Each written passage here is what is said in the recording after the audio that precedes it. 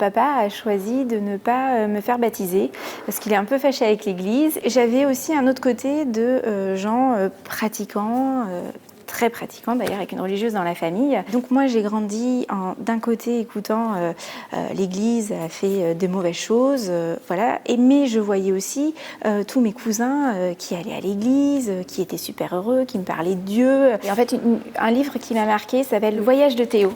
Et en fait c'est l'histoire d'un petit garçon qui fait le tour du monde de religion. Et en lisant ce livre je me disais il me parle de Dieu, mes cousins me racontent un peu la même chose, donc il doit vraiment y avoir quelque chose.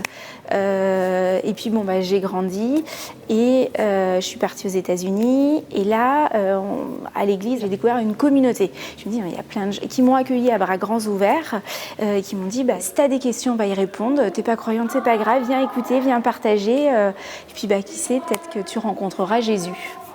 Donc en rentrant en France, je me suis dit, je vais continuer à aller à l'église. Et là, ça a été de drame. Les églises parisiennes ne sont pas les églises américaines, parfois un peu ouvertes. Donc je me suis retrouvée un peu seule. Et puis un jour, ma tante m'a dit, celle qui est religieuse, m'a dit, tu sais, tu devrais faire Parcours Even. Donc il y a un parcours pour les gens qui se posent des questions. Alors soit ils sont baptisés, ils ne sont pas baptisés. Qui est Jésus? Qu'est-ce que ça veut dire avoir la foi? Et là, on avait un moment une session sur l'Esprit Saint.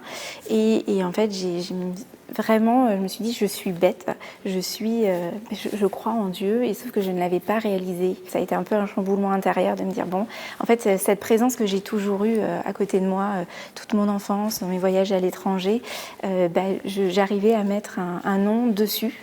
Et donc, c'était Dieu, Jésus, qui était avec moi, qui m'a toujours accompagnée.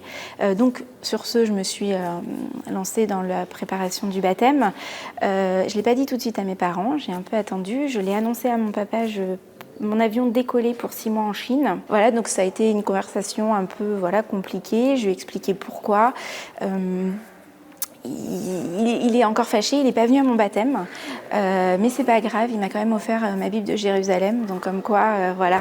Donc au jour le jour, qu'est-ce qui a changé, c'est que cette présence que j'ai à côté de moi, je peux lui parler, et surtout c'est une présence sur laquelle je peux compter. C'est un amour c'est l'amour paternel, c'est-à-dire que c'est pas du donnant-donnant, c'est il m'aime pour ce que je suis. Et je l'aime en retour, et c'est un amour qui est infini.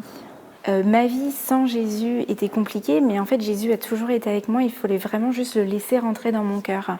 Et maintenant je suis plus sereine, comme tout le monde parfois ça va pas, hein, mais je sais que j'ai vraiment...